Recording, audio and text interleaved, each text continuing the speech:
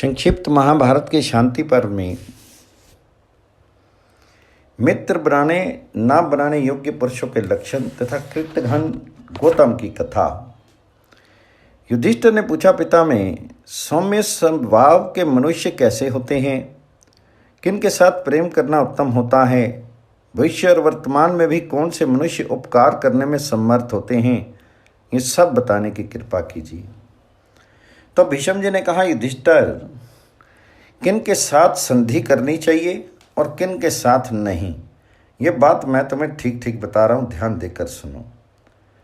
जो लोभी, क्रूर, धर्म त्यागी, कपटी, शठ, शूद्र, पापी, सब पर संदेह करने वाला, आलसी, दीर्घसूत्री, कुटिल, निंदित, गुरु स्त्री से व्यभिचार करने वाला, संकट के समय साथ छोड़कर चल देने वाला, दुरात्मा, निर्लज, नास्तिक, वेदों की निंदा करने वाला, झूठा, सबके द्वेष का पात्र, चुगलखोर, पाप पूर्ण विचार रखने वाला, धूर्त, मित्रों की बुराई करने वाला, दूसरों का धन लेने की इच्छा रखने वाला, बेमुखे क्रोध करने वाला, चंचल चित्त, अकस्मात वैर बांध लेने वाला, अपना काम बनाने के लिए ही मित्रों से मेल रखने वाला, वास्तव में मित्रों का द्वेषी, मुंह से मित्रता की बातें करके भीतर से शत्रु भाव रखने वाला, टेढ़ी नज़र से देखने वाला, शराबी, द्वेषी, क्रोधी, निर्दयी, दूसरों को कष्ट देने वाला, मित्रद्रोही, प्राणियों की हिंसा करने वाला, कृतघ्न तथा नीच हो, उसके साथ कभी संधि नहीं करनी चाहिए।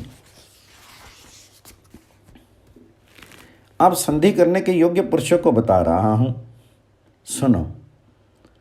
जो कुलीन, बोलने में पटु, ज्ञान विज्ञान में कुशल, रूपवान, गुणवान, लोभहीन, काम करने से कभी ना थकने वाले, कृतज्ञ, सर्वज्ञ, मधुर स्वभाव वाले, सत्य प्रतिज्ञ और जितेंद्रिय हों, उन्हें लोगों को राजा अपना मित्र बनावे।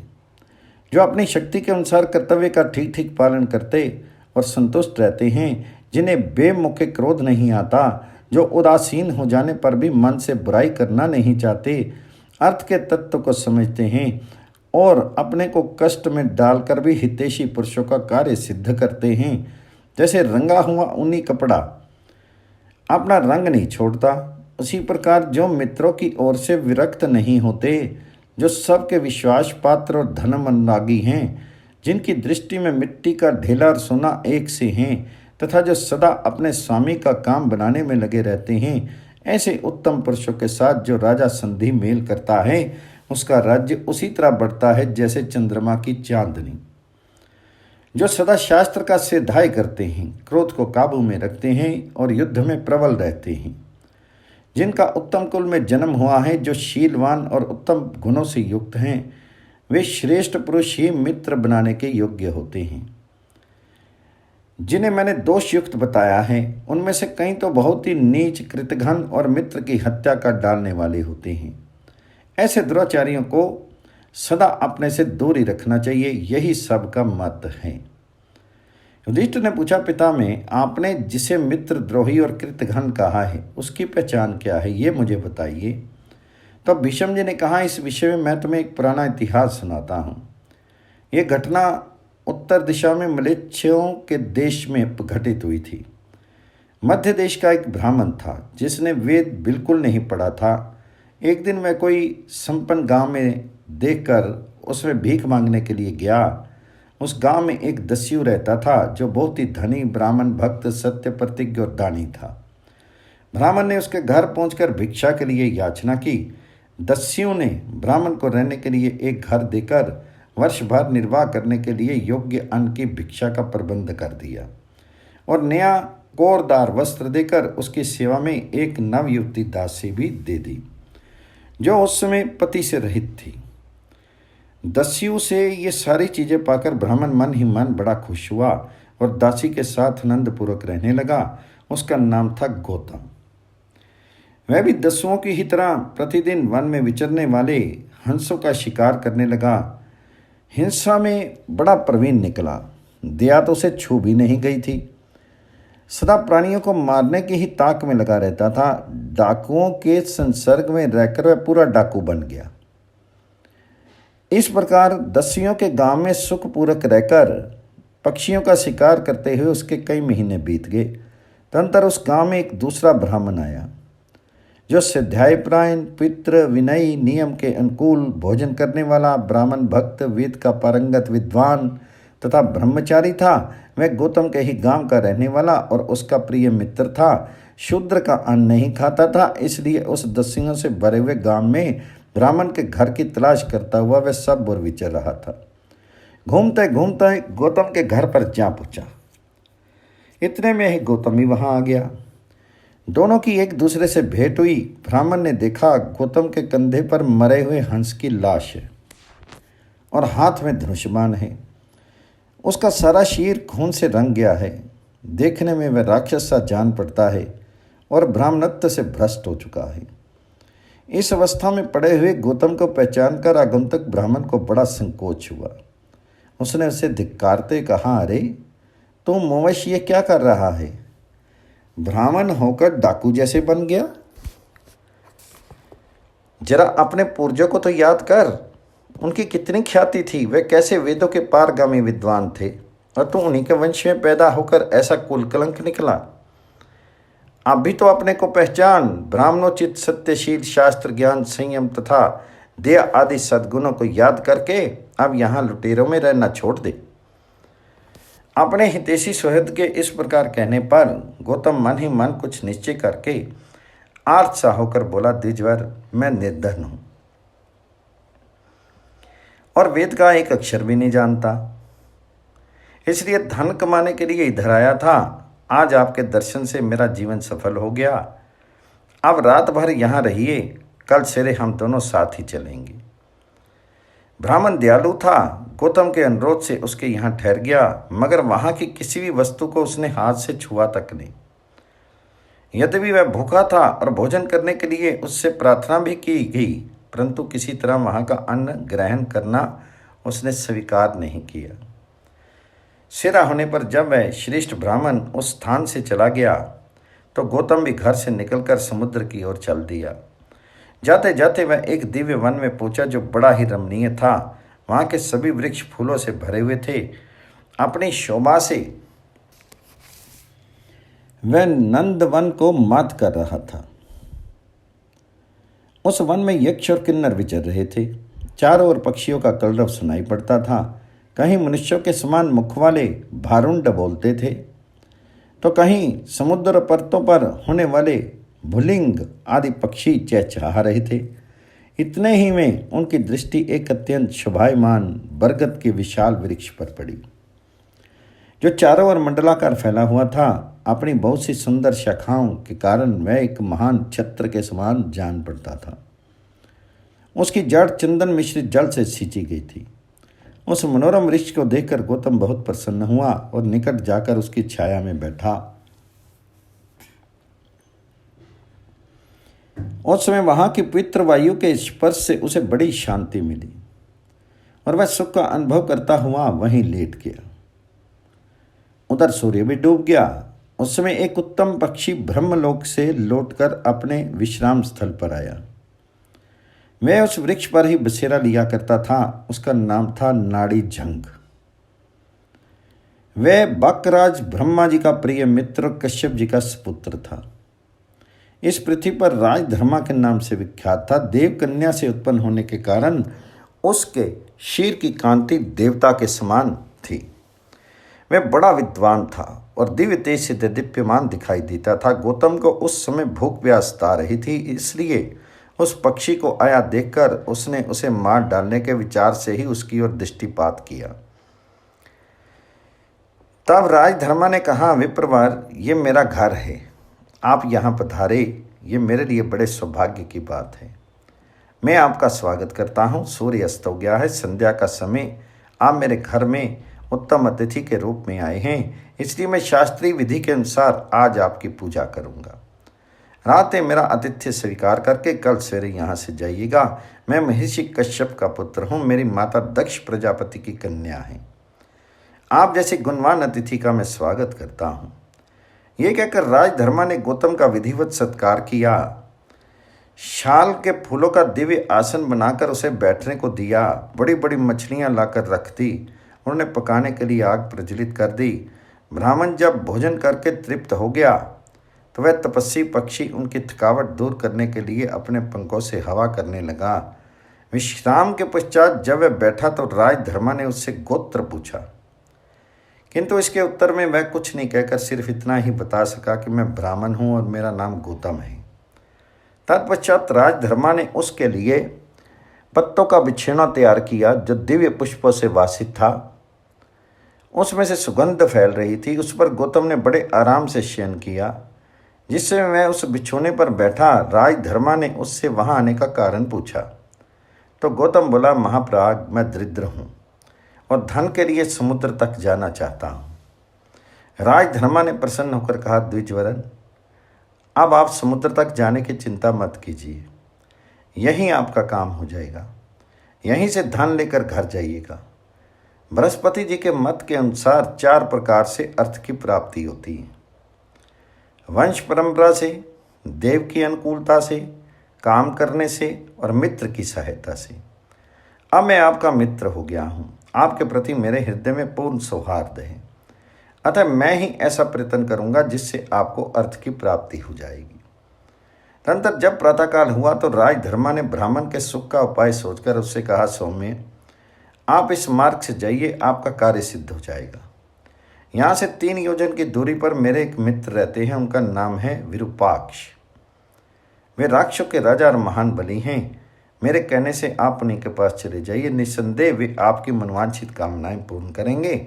उनके ऐसा कहने पर गौतम विरूपाक्ष के नगर की ओर चल दिया।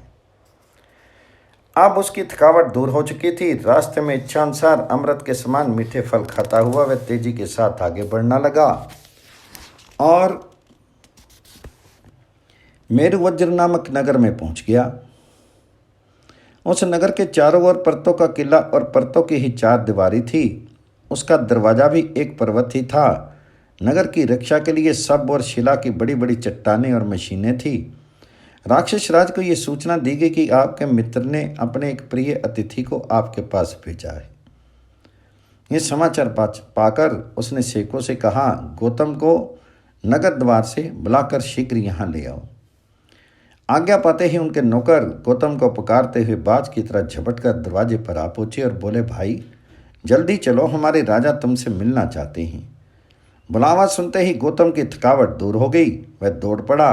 राक्षस राज की महासमृद्धि देखकर उसे बड़ा विस्मय हो रहा था। वह उन सेवकों के साथ शीघ्र राजमहल में जा पहुंचा।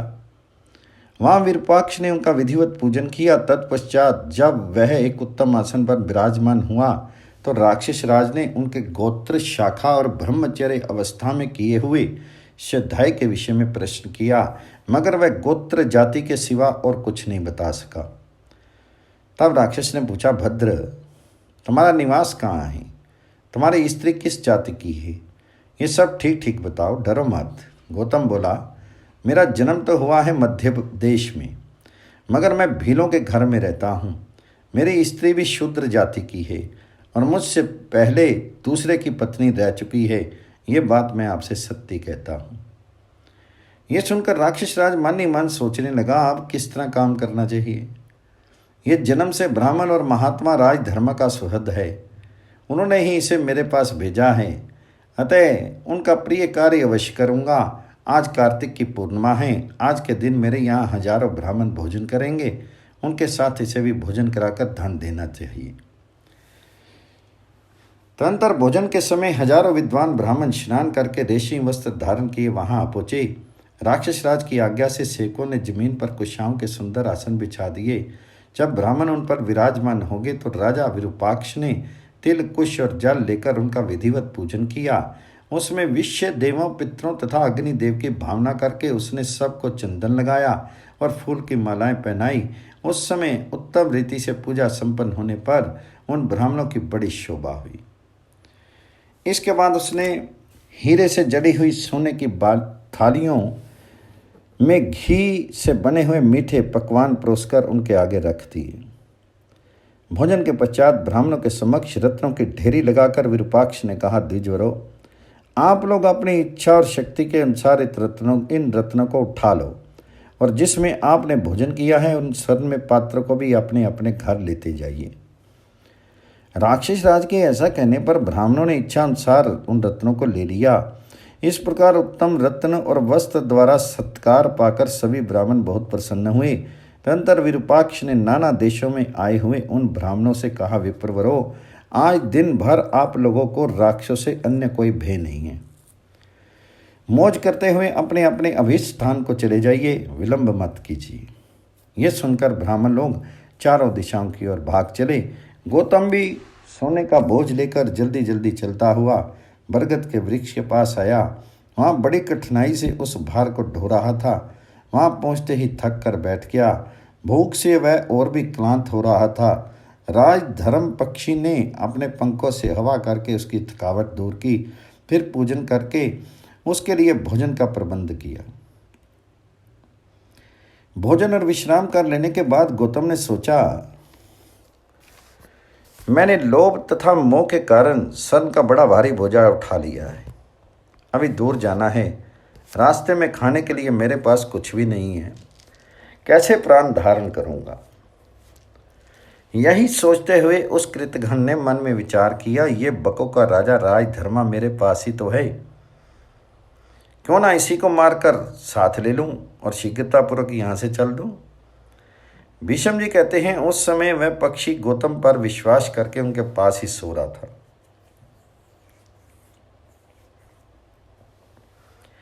उधर वो दुष्ट आत्मा कृतघ्न उसे मार डालने की तदबीर सोच रहा था। उसके सामने ही आग जल रही थी। उसमें से एक जलती हुई लुआठी लेकर उसने निश्चित सोते हुए राजधर्मा को मार डाला। उसे मारकर गौतम को बड़ी प्रसन्नता हुई। उस हत्या के पाप पर उसकी दृष्टि नहीं गई। उसने मरे हुए पक्षी के पंख और बाल नोचकर उसे आग में पकाया और साथ में ले लिया। फिर सोने की गठड़ी सिर पर लादकर बड़ी तेजी के साथ घर की राह ली। दूसरे दिन विरूपाक्ष ने अपने पुत्र से कहा, बेटा, आज पक्षियों में श्रेष्ठ राजधर्मा दर्शन नहीं हुआ। वे प्रतिदिन प्रातःकाल ब्रह्मा जी को प्रणाम करने के लिए जाया करते थे और वहाँ से लौटने पर मुझसे मिले बिना कभी घर नहीं जाते थे। इधर 2 शाम बीत गई किंतु वह मेरे घर नहीं पधारे। अतः आज मन में तरह तरह के संदेह उठ रहे हैं। ना जाने मेरे मित्र को क्या हो गया है, तुम उसका पता लगाओ। कहीं ऐसा न हो कि वह अधम ब्राह्मण उन्हें मार डाले। वह बड़ा निर्दयी और दुराचारी जान पड़ता था। सूरत शक्ल तो उसकी ऐसी भयानक थी मानो कोई दुष्ट लुटेरा हो। नीच गौतम यहाँ से लौटकर फिर उन्हीं के पास गया था, इसलिए मेरे मन में उद्वेग हो रहा है। बेटा, तुम यहाँ से शीघ्र ही राजधर्मा के स्थान पर जाओ और तुरंत इस बात का पता लगाओ कि वे जीवित है या नहीं। पिता की आज्ञा ऐसी आज्ञा पाकर जब वह बहुत से राक्षसों के साथ उस वट वृक्ष के पास गया तो वहाँ राजधर्मा का कंकाल पड़ा दिखाई दिया। यह देखकर राक्षस राज का पुत्र रो पड़ा और गौतम को पकड़ने के लिए उसने पूरी शक्ति लगाकर पीछा किया। थोड़ी ही दूर जाने पर राक्षस ने गौतम को पकड़ लिया। उसके साथ ही हड्डियों और पंखों से रहित राजधर्मा की लाश भी मिल गई। उसको लेकर वह तुरंत ही मेरु वज्र में जा पहुंचे। वहां राक्षसों ने राजधर्मा के मृत शरीर और उस पापी एवं कृतज्ञ गौतम को राजा के सामने पेश किया। मित्र की यह दशा देखकर राजा विरूपाक्ष अपने मंत्री और पुरोहित के साथ फूट फूट कर रोने लगा। राजमहल में बड़ा कोहराम मचा। स्त्री और बच्चों सहित सारे नगर में मातम छा गया। तदनंतर राजा ने कहा, बेटा, इस पापी का वध कर डालो और समस्त राक्षस इसके मांस के टुकड़ों को इच्छानुसार बांटकर खा जाओ, क्योंकि यह पापात्मा सदा पाप ही किया करता है। राक्षस राज के कहने पर भी राक्षसों को उस पापी का मांस खाने की इच्छा नहीं हुई। उन्होंने सिर झुकाकर प्रणाम करते कहा, महाराज, आप हम लोगों का इसका पाप भक्षण करने के लिए ना दीजिए। राजा ने कहा, बहुत अच्छा, तुम लोग इस कृतघ्न को दस्युओं के हवाले कर दो। आज्ञा पाते ही राक्षस हाथ में त्रिशूल और पट्टी से लेकर टूट पड़े और उस पापी के टुकड़े टुकड़े करके दस्युओं को देने लगे, किंतु दस्युओं ने भी उसका मांस खाना स्वीकार नहीं किया। मांसाहारी जीव भी कृतघ्न का मांस नहीं खाते। ब्रह्म हत्यारे, शराबी, चोर और प्रतिज्ञा भंग करने वाले मनुष्य के लिए पाप से छूटने का प्रायश्चित बताया गया है। मगर कृतघ्न के उद्धार का कोई भी उपाय नहीं कहा गया है। तंत्र विरूपाक्ष ने बकराज के लिए एक चिता तैयार कराई और बहुत से रत्नों, चंदनों और वस्त्रों से उनको खूब सजाया। फिर बकराज के शव को उनके ऊपर रखकर उसमें आग लगाई और विधि पूर्वक उनका दाह कार्य संपन्न किया।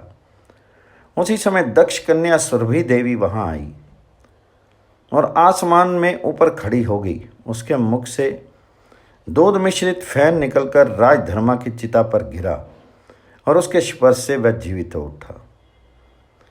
तब वह उड़कर विरूपाक्ष के पास पहुंचा और दोनों मित्र गले मिले। इतने ही में देवराज इंद्र भी विरूपाक्ष के नगर में आ पहुंचे और उससे बोले, बड़े सौभाग्य की बात है कि तुम्हारे द्वारा राजधर्मा को जीवन मिला।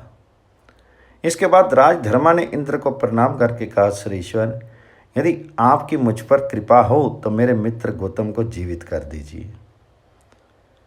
इंद्र ने उसकी बात मान ली और अमृत छिड़कर उस ब्राह्मण को जीवित कर दिया। गौतम के जीवित होने पर राजधर्मा ने बड़ी प्रसन्नता के साथ उसे मित्र भाव से गले लगाया और उस पापी को धन सहित विदा करके वह अपने स्थान पर आ गया। गौतम पुनः भीलों के ही गांव में जाकर रहने लगा। वहां उसने उस शूद्र जाति की स्त्री के पेट से अनेकों पापाचारी पुत्रों को जन्म दिया। तब देवताओं ने गौतम को महान शाप देते हुए कहा, यह पापी कृतघ्न है और दूसरा पति स्वीकार करने वाली स्त्री के पेट से बहुत समय से संतान पैदा करता आ रहा है। इस पाप के कारण इसको घोर नरक में गिरना पड़ेगा।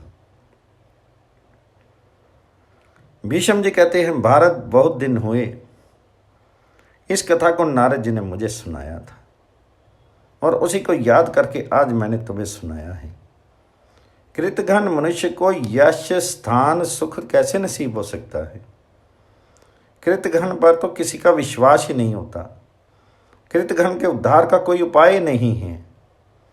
मनुष्य को विशेष ध्यान देकर मित्र द्रोह के पाप से बचना चाहिए, क्योंकि जो मित्र से द्रोह करता है वह घोर नरक में पड़ता है। प्रत्येक मनुष्य को कृतज्ञ होना चाहिए, लोगों को मित्र बनाने की इच्छा रखनी चाहिए, कारण कि मित्र से सब कुछ प्राप्त होता है। मित्र की सहायता पाकर मनुष्य आपत्तियों से छुटकारा पा जाता है। इसलिए बुद्धिमान मनुष्य को मित्रों का सत्कार और पूजन करना चाहिए। जो कृतघ्न, पापी, निर्लज, मित्रद्रोही, कुलंगार तथा पापाचारी हों, ऐसे लोगों का सर्वथा त्याग कर देना चाहिए। राजन, इस प्रकार मित्र से द्रोह करने वाले पापपरायण कृतघ्न मनुष्य का चित्र मैंने तुम्हें सुनाया है। आप और क्या सुनना चाहते हो? वैशंपायन जी कहते हैं, जन्मेजय, महात्मा भीष्म का यह वचन सुनकर युधिष्ठिर अपने मन में बहुत प्रसन्न हुए।